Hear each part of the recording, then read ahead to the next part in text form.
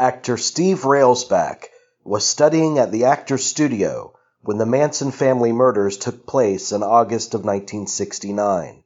7 years later, a television audience of more than 100 million people would witness his searing portrayal of Manson in the film Helter Skelter.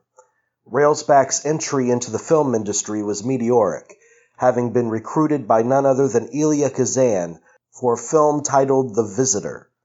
But Helter Skelter remains the film for which he is perhaps best known, though he has done equally impressive work in films like The Stuntman, opposite Peter O'Toole, Life Force for director Tobe Hooper, and the title role of Ed Gein, which he also produced. Mr. Railsback gave us insights into how he approached the role of Manson, his life-enriching relationship with Elia Kazan, and his depth of passion for the craft of acting. During the interview, you'll also hear stories about the director of Helter Skelter, Tom Grise, as he would die not long after it was aired. Coincidentally, his son, actor Dan Grise, came up in episode 2 of our Tinseltown Tragedy series. He was the near witness to the murder of actress Krista Helm in the Hollywood Hills in 1977, 1 year after the premiere of Helter Skelter, and shortly following his father's death.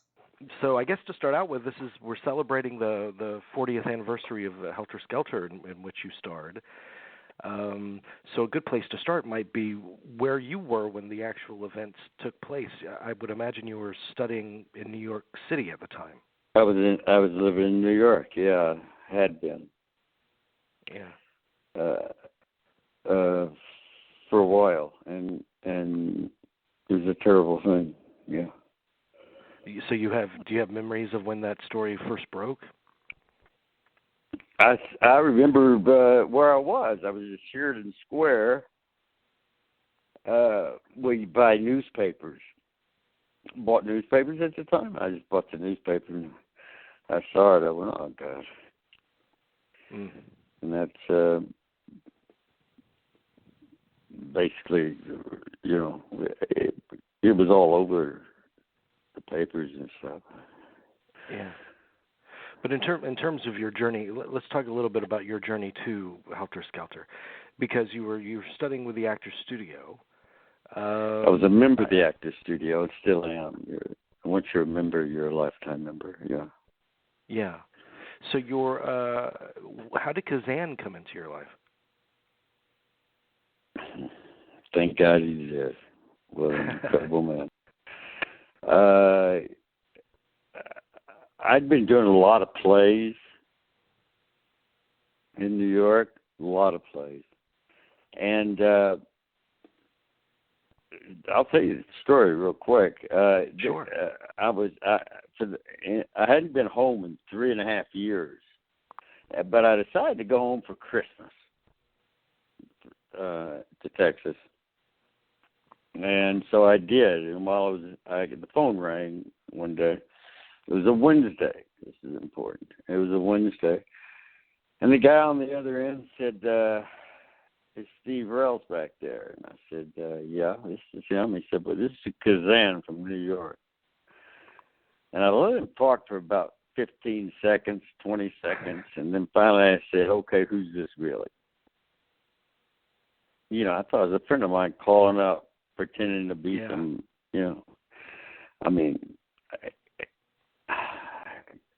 Elia Kazan was anyway. So I must have changed about 20 different colors. It was a Wednesday. Thursday was New Year's Eve, and Friday was New Year's Day. And he said, well, I'm doing this movie, and somebody mentioned your name. And I'm not offering you the part. I just want to meet you. And he said, listen, when are you coming back? I said, tonight. He said, no. Stay home, spend New Year's Eve with your family, and then on New Year's Day you come back, and here's my phone number. He gave me his phone number, and call me when you land in New York. And I did. And then he asked me if I wanted to come in to meet him in his office on Saturday, and I did that. We talked for like 3 hours. Mm. And he did that with everybody, but I didn't know that. But we talked for 3 hours. Then he asked me if I'd do an improv with him at the studio on Monday. And I said, yeah. And I did this improv.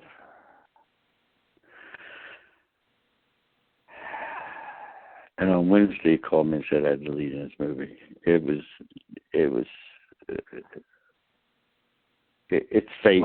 I don't know what it is. I really don't have a clue. But that man was there for me in the good times, the bad times, and the good times. He was always there for me. Yeah. I'm talking about after the film, after we made the film. You know.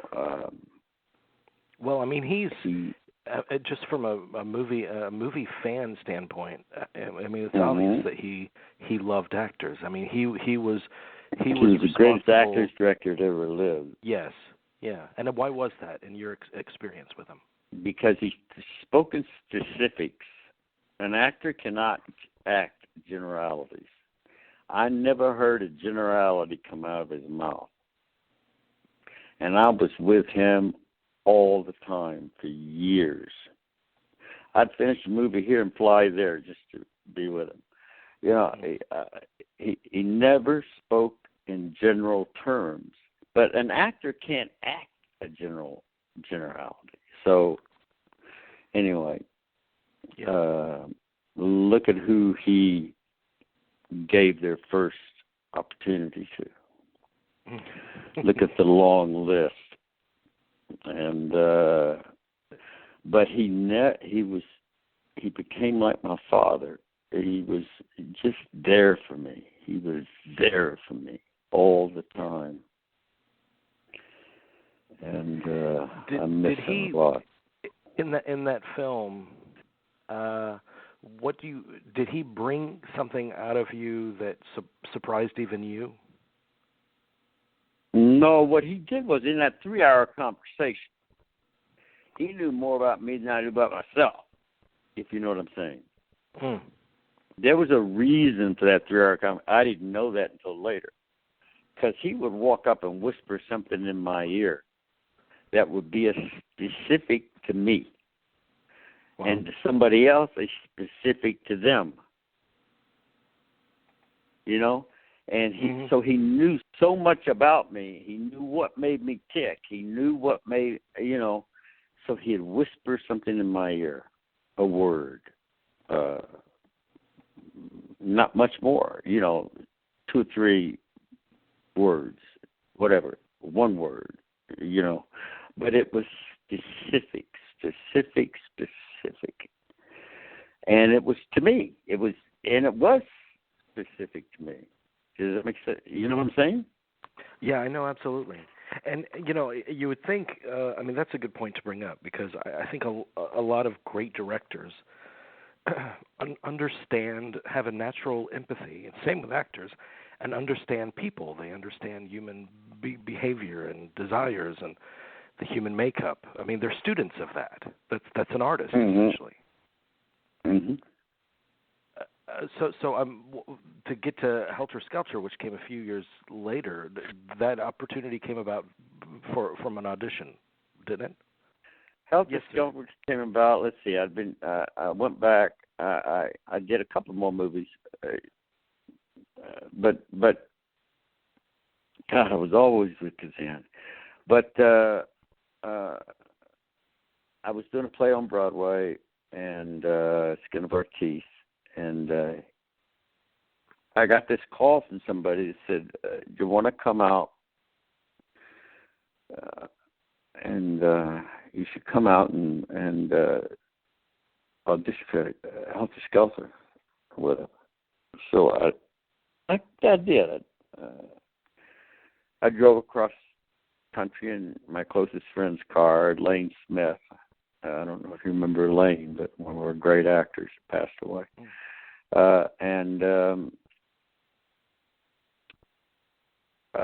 Let's see. I got in there. I walked in, I don't know. You know, when you walk off of a Broadway stage, it's not arrogance. It's not that. There's a confidence that comes from that, from walking off a stage, any stage, because your imagination is just flowing. So I went in and I read speech. The courtroom paper. speech. Yeah. So a piece of paper. And I got a call a couple of days later offering me the part. And there were a lot of people. My God, a lot of people wanted the part. It's interesting because there's actually a story about the number of people that wanted that part, and I actually read something. I don't know if it's a rumor or not, that they had approached Martin Scorsese at one point before they started auditioning for it. Have you heard that before? No. I know Martin Sheen wanted to play the part. Wow. I didn't know about Scorsese. Well, why did they approach him? Was he acting then? No. That was actually the year that he acted for the first time in Taxi Driver. But I guess they just saw his look and approached him. I have no idea. It's very possible. I have no idea.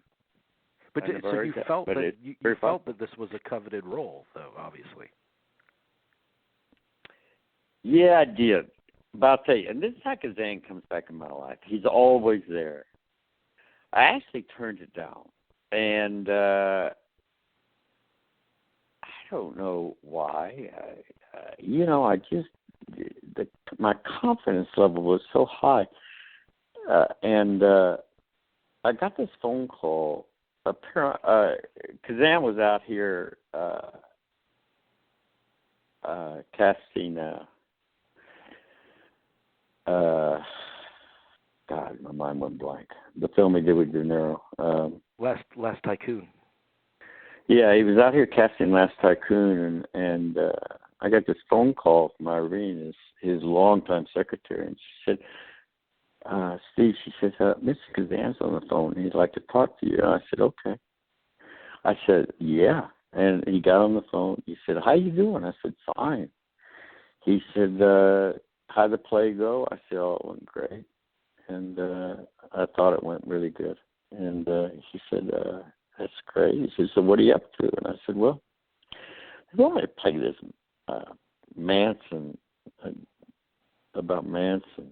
And he said, so? I said, oh, I don't know. I typing or whatever. I don't know why. I just said no. He says, well, that's stupid. That's a Hollywood term. He said, listen to me.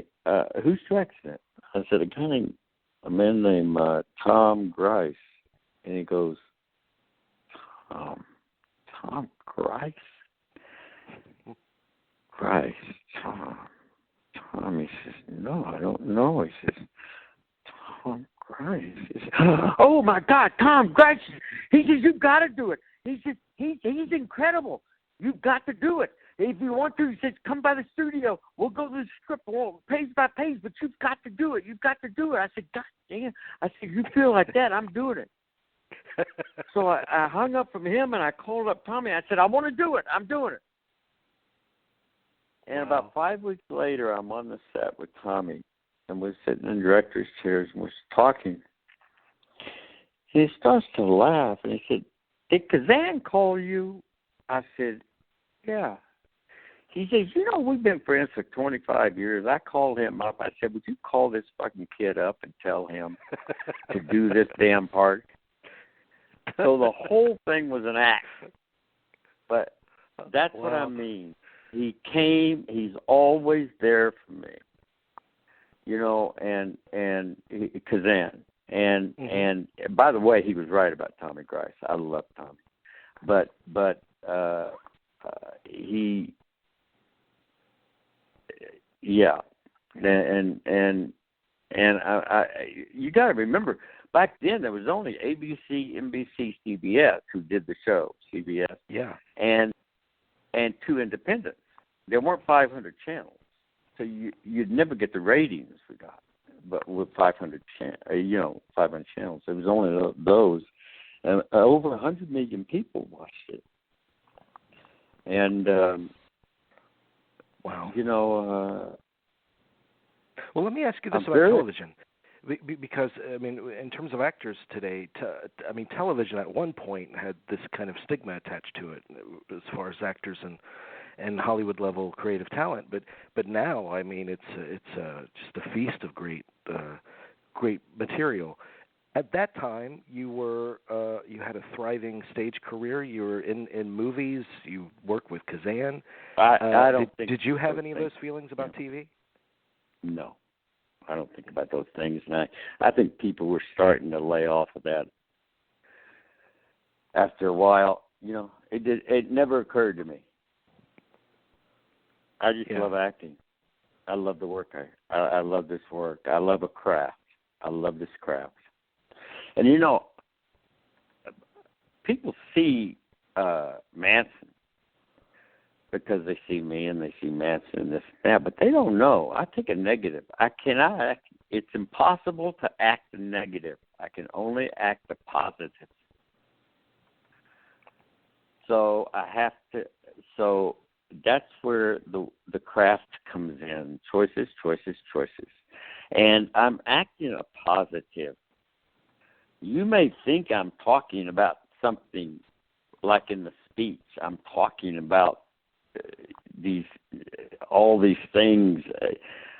You have no idea what I'm thinking and talking about, and it has nothing to do with that. What it really had to do with, I was talking about actors, and you have no right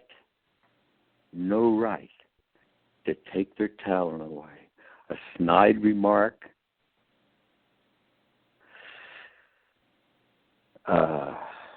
and you don't have a right to take their gift away. So that's where my passion is. So my passion comes out of that. It comes out of choices. Now, the choices have a through line.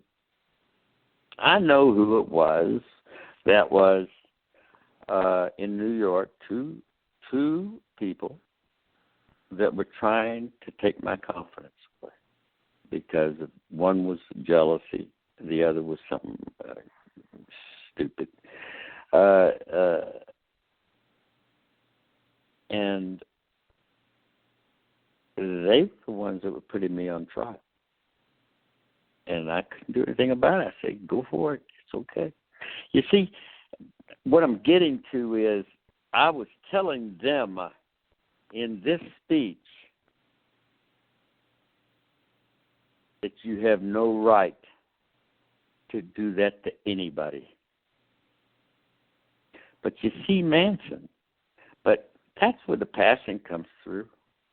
Yeah. And then you have a through line. I've got a through line when I know who it is that's doing this to me and all this. That's my through line. And in that through line, I make choices. I act the positive, because how can you act the negative? You can't. There are people that may try, but it's bullshit. Well, I understand what you're saying, and that's a part, because actors, and I know that you feel the same way. Actors always talk about the importance of not judging your character, because never judge character. Never. Yeah, even if you play a villain, I mean, the villain is the hero of his own story. I mean, he yes. Well, you can do that. Yes, but you can also play a positive. Make that villain a positive. Make it personal, and you can do it that way too. You can also rationalize anything. I'm just not into rationalizing negativity. Right. But I will make you believe it. I'll put everything I've got into it. And so, can you tell me the process by which you came to understand how you would approach Manson? I just told you. Okay. It hit me one day. Yeah. Why I was going on trial. Well, I knew who it was that was doing it. It came down to this. They got me. They put me up here. They want me to defend myself, this and that. They want to take it all away from me, all my confidence, all my this and that, everything. Nothing I can do. Go ahead. Do it. And then I make choices within that. And so when I gave that speech, I was talking to them. And I was talking about actors who I adore, by the way, I respect. But I was talking about don't ever try to take their gift away. You have no right. It's theirs. And you, if I could, I'd take this microphone, I'd beat your brains out with it. You understand what I'm saying? Yeah. It's about the point I'm trying to make. Who do you think you are? I always make choices. Acting to me is about choices. Choices. And it's a craft. It's a craft that, I was teaching for a little while, and I stopped, but I was teaching for a little while, and I'd get up and I'd make a speech, and I'd say, I will never hurt you, I will never lie to you, and I will never ask you to do anything I haven't done thousands of times. This is a craft. I learned that I'm so fortunate as a human being. When I first got to New York, September the 28th, 1967, I woke up. I stayed at a place called the Hotel Lucerne, and it was raining, by the way, that night.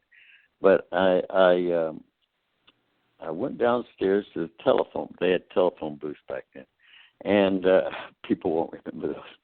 But I went through the yellow pages, and I was looking under T for theater or D for drama. I wasn't sure. I was looking for an acting class, and I found one, and it was that sounds interesting. It was on the 8th floor of Carnegie Hall. Fake. It was on the 8th floor of Carnegie Hall. But that's not what got me. It was the place. I mean,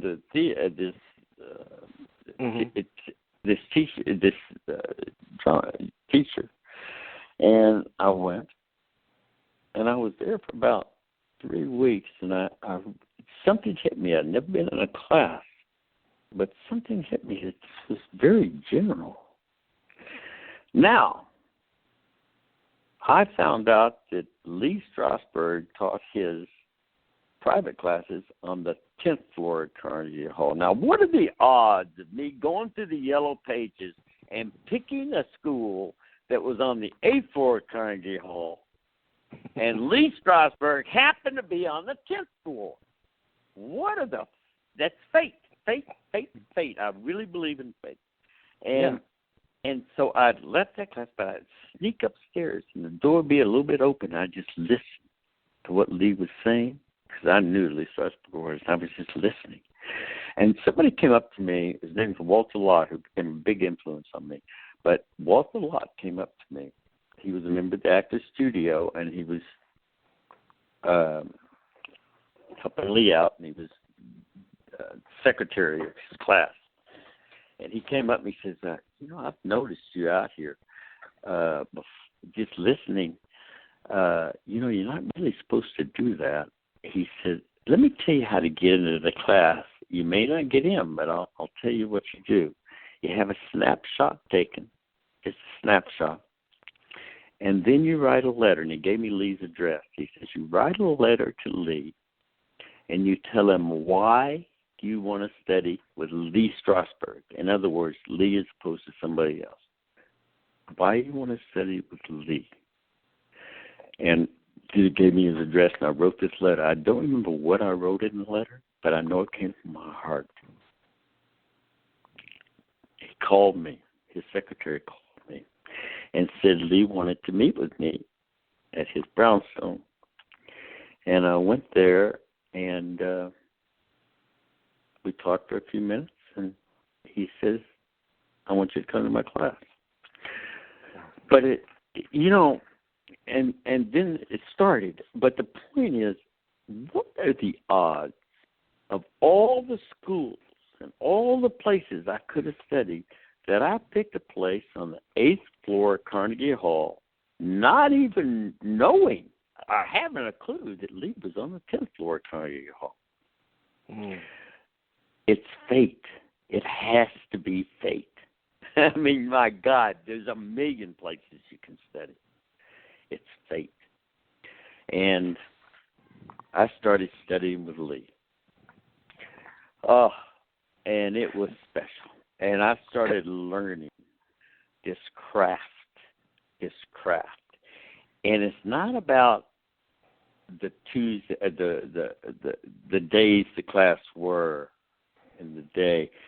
It's not about the 2 days a week. It's not about that. It's about every day. You live it, you sleep it, that's all you do. I'd walk down the street doing these exercises. I did them 24/7. I mean, I lived it. It was my life, just doing these exercises. I can't get people to do them. They have problems with them doing it in a classroom. And then they go home and they don't do anything. You gotta want something so bad that you do it every day. You live it, and every night you live it. Or don't do it, especially this business. So Give me an example, because I have a great interest in acting, and I've read the trilogy of Stanislavski books, and I've done a lot of local acting and so forth. And I'm always curious about the actor studio and Lee Strasberg's teaching methods in particular. Give me an example of a lesson. Well, actually, Kazan founded the studio. Kazan and Cheryl Crawford, and they founded the studio. But that's not the point. Lee came in 52 and became Lee's school. Lee had the greatest eye in the world. He could see things. And I'm watching a scene being done. This is after I got the studio. I'm watching the scene being done, and I would totally miss it, and everybody else would too. He has an eye that would point right in and pick up something nobody else could even see that was so important for that actor in that thing. You understand? Yeah. He had a brilliant eye. And just to get back to Helter Skelter for just a second, you didn't meet with Manson because that would have affected your performance. No, they asked me to if I wanted to meet him because they had set it up, and I said no, because I didn't want him to manipulate me into thinking he was something he wasn't. I didn't want his interference. My point was, I already made my choices, and I have a certain way of working. I don't need his influence. I don't need him. That's not, that's my whole life. My mother. I got to tell you this. I'm looking at this book right now. My mother was a wonderful lady, and when I was 14, I would watch a film, and I'd always wonder, how did that actor get to there? How did Paul Newman and Todd reach those emotional moments? Where do they come from? Are they acting, or are they this, or are they that, or that? So when I was 14, I went to the school. There was a local small college in Wichita Falls, Texas, called Midwestern University, and I got this book. There's a lot of nickels on this book. I got it from the library. And hello, it's Building a Character, Stanislavski. Mm-hmm. And it's interesting the things that I underlined and this and that at 14. I just go back and I look at the underlinings, what I underlined. I don't know. It's just interesting too. But when my mother passed away, it was in a box. She had saved it all these years for me. It was so special. I don't know. I keep getting off subject here. I'm sorry. That's okay. And you still have that book, that same book. I was just had it in my hand. I was looking at it in my hand. My mother saved it for me. We brought up Manson, but did you hear from him or anyone associated with him after the movie about the film or your performance in it? Okay. No, I didn't. I mean, National Enquirer put something in about having to drag him away. You know, that's all bullshit. But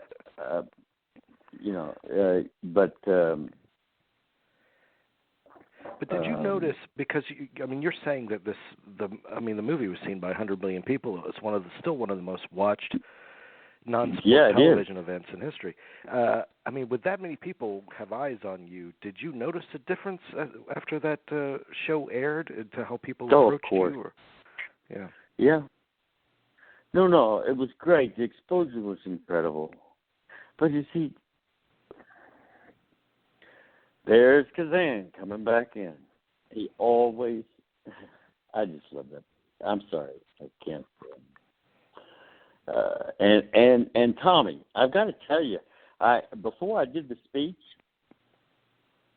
I passed by Tommy and I just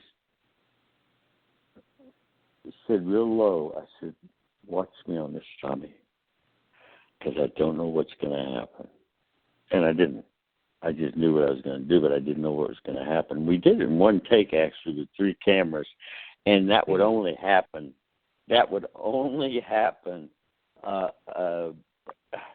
I have no idea how it just happened. Usually it would never happen like that. It ends when I stand up to go to the girl. And I said, "Tommy, watch me on this because I don't know what's going to happen." And he had a great eye, Tommy. And I went up and I asked everybody if they could please let me, because they were talking, and I have something I have to say. And please let me say it. It's important. And they all sat down. Everybody sat down.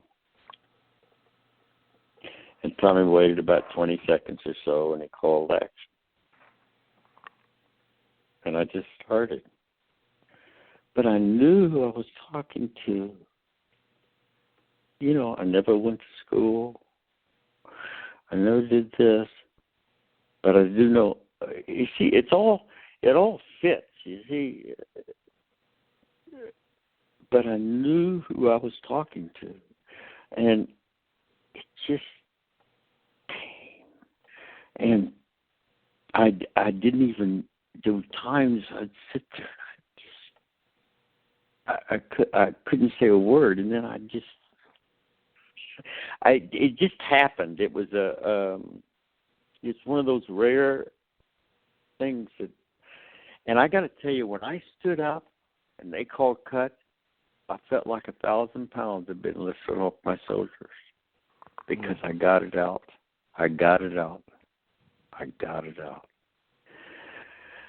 And everybody stood up applauding. There were some people crying. Anyway, all I cared about was Tommy. And he started walking through. I said, "Tommy, come on, let's go back here." And we went backstage. We were on a Warner Brothers. They built this court at Warner Brothers. And he said, "Yeah." And he put his arms on my shoulder, and I said, "Tommy, tell me." He said, "It was brilliant, Steve. It was brilliant. Listen to the response." Oh, and then he said, "But Steve, I can't use a foot of it." And I said, "Why?" He said, "Because Manson will get 100,000 more followers." Now I said, "No, wait a minute." I said, I just shook my head, and I don't know how else to do it, Tommy. I don't know how else to do it. And he looked at me, and he looked at me, and he looked at me, and he said, then it stays. Good. And when they were trying, that you have to cut some to get it down to where it's 4 hours or 3 hours and 9 minutes so the commercials can come in. They wanted to touch they wanted to cut, somehow touch the, take something out of the speech. He would not let them touch it. And this is the same man that said he couldn't use a foot of it.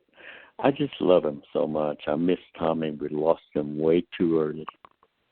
Yeah, that was one of the last things he directed before he passed. He directed Ali after that, but the thing is, he passed at 53. Instant heart attack playing. And this is a big man. You wouldn't believe it. I mean, playing tennis. We just lost him way too early. And I think about him a lot. Wow.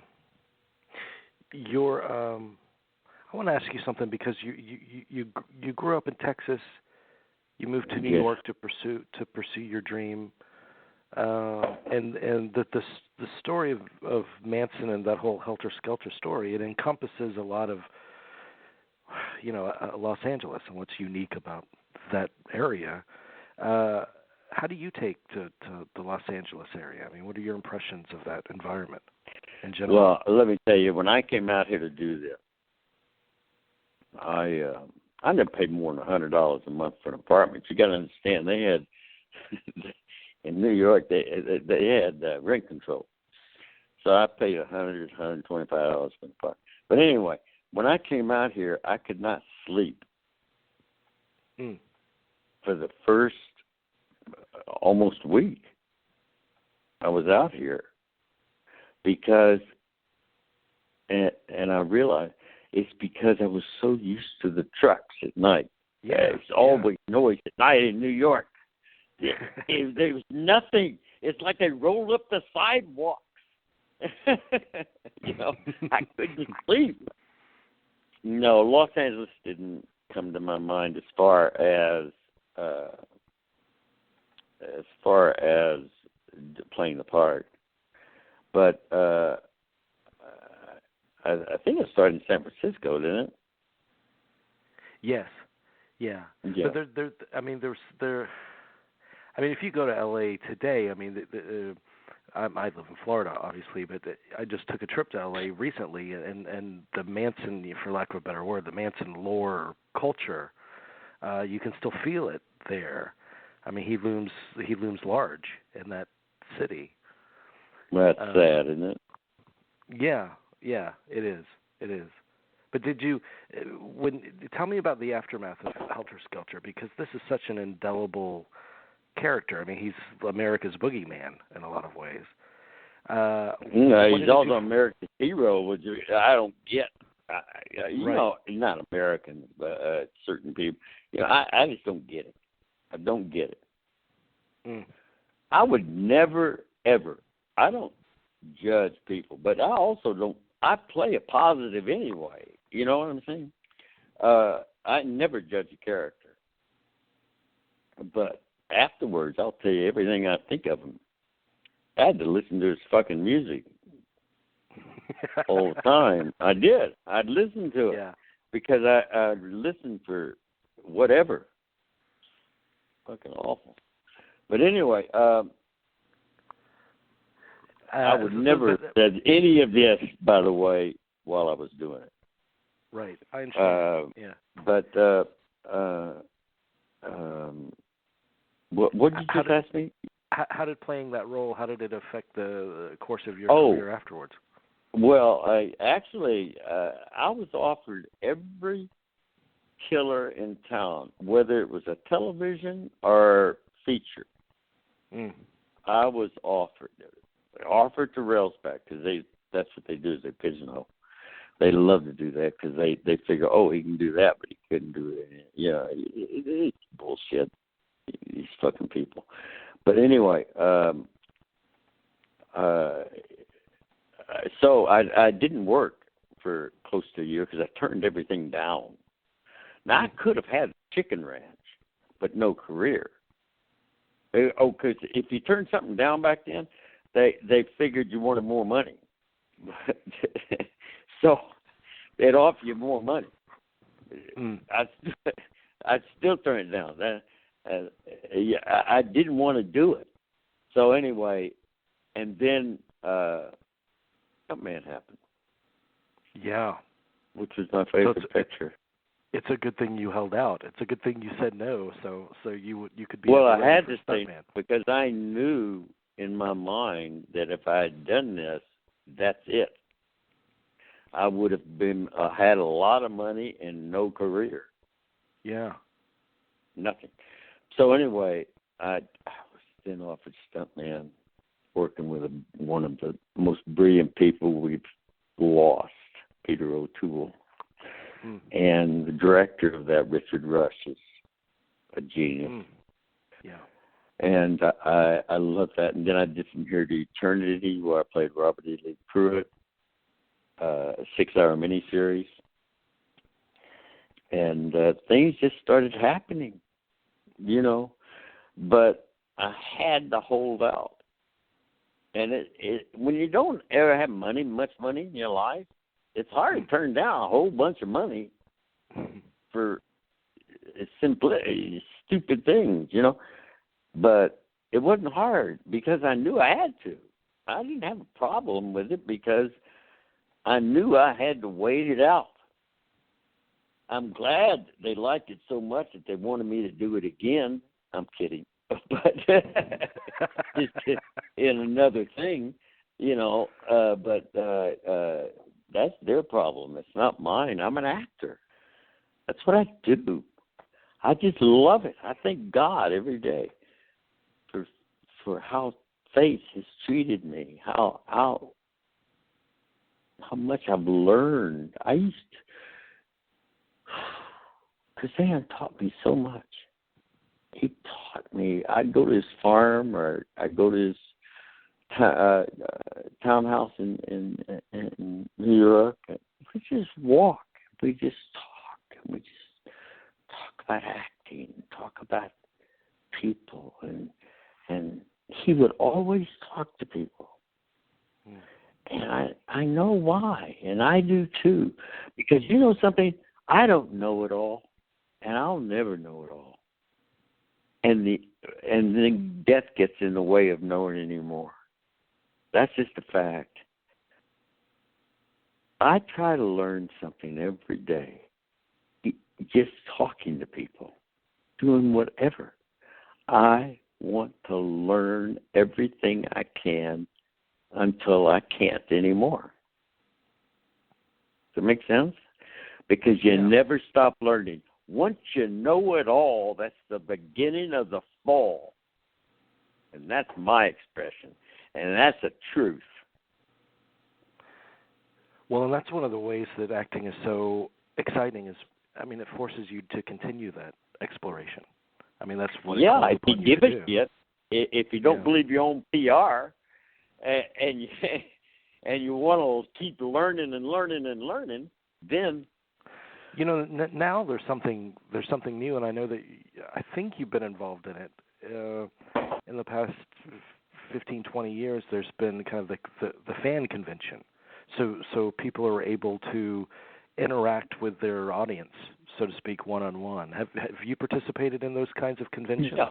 Yeah, I've done about 4 of them, I think. I like people. I love people. Yeah. Talk. And I do panels where I talk about the work. No, but they're nice people. Yeah. They really are. And I learn a lot from them. What do you think of the craft of film and the craft of acting today and how it's evolved since when you started? Well, I don't know about the craft of acting because as much as I think a lot less people want to learn a craft as opposed to. But I'm not talking about. There's some great actors out there. Don't get me wrong, but there's also a lot of people that want to just come here and I think it's reality. I don't know what it is, but they want to learn lines and then say them back to each other. Yeah, that's not what it's about. And what was the other part of the question? No, that's essentially it. I mean, I wanted to know your. I think they everything's about the future. Everything's about this and that. I don't know. Some things are good. Some things are great. By the way, I thought Hateful Eight was incredible. Yeah. Certain things are still great. You return to kind of the a genre role with Ed Gein. Didn't you also exec produce that? Yeah, they brought me that actually as a slasher movie, and I said no, I don't want to do it. I said, but if you want to make it a character study, that I'd be interested in. Mm. So they rewrote it, and we shot the 9th draft. And it's all factual. We actually used real footage. And it was taken from all 5 books that were written by him. And we used some actual footage at the time. And what was the key to what was the key to unlocking that character for you? Well, see, the thing about Ed Gein is he's total opposite of Manson. Manson's an extrovert. He dies over the table. Ed Gein is an introvert. He can't make a decision for himself without talking to his mother, who's dead. And he sees her. But it's all in his mind. Most of that, almost all of Ed Gein takes place in his mind. But I wanted to do a character study. So I wanted to show as many colors as I could that made him up. I knew he was schizophrenic. All the characteristics, the kids playing cards, goldfish with the kids, all that stuff. I wanted to show all sides. Yeah. That's all I cared about. And I hope I did that. I'm very proud of that performance, I'll be honest with you. You should be. It's a good performance. And it's a good performance. It's a great performance because of what you just said. Because usually these kinds of movies, they want to play up the negativity of it. That they want to separate these people from actually being human. They want to separate the humanity. That's exactly what they do. And they want to show blood and all this shit. But people may be sick, but they are human. Yeah. And all I wanted to do was just show all colors. And I had the privilege of researching him because it took 3 months to get the 9th draft. I researched him and prepped him for 3 months, which is a luxury. Mm. And where was he from? Where was Ed Gein from? Wisconsin. But Wisconsin, I real quick, I have a book called DSM-3 and DSM-4 too, but I was using DSM-3 then. And that's what the psychiatrists at UCLA use. And I'm in it, you're in it, everybody's in it somewhere. But I was looking under, they kept referring, and everything I read about him that he had a sly smile. And it was killing me because I didn't know if he was hiding something or what it was. Well, they didn't have a diagnosis with him. But anyway, I was looking at DSM-3, and I found a certain schizophrenia, and it gives you everything about it. Read it, and then it gives you characteristics. And I'll never forget this. I was looking down there, and then I looked at the characteristics, and I went, It was the third one that said, "A Sly Smile." Mm. And I woke up the whole house. I just did a gold mine. You know? He didn't even know he was doing it. That's what I learned from that. It's part of the schizophrenia he had. He did not even know he was doing it. So he wasn't hiding anything. To me, that was a gold mine. But you understand what I'm saying. And I woke up my house. I woke up my house. I was so happy. Well, that's one of those moments of discovery you live for as an actor. That's a nugget. That's what you have to look for. Those small little. I mean, that's not small. That smile he had. He didn't know. He was, you know. It was a characteristic of the schizophrenia. It was number 3. I just never will forget number 3. So, when you play such indelible characters like this, are they hard to shake off? No, they're not hard to shake off, because once I've got somebody, I've got somebody.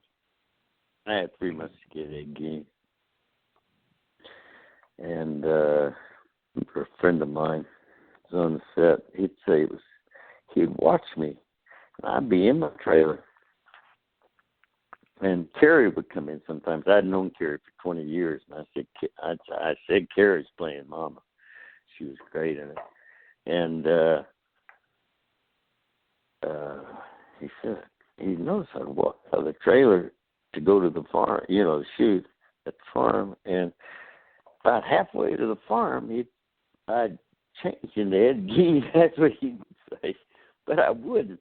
I did. I mean, I just knew him. I knew who he was because of all the research I did.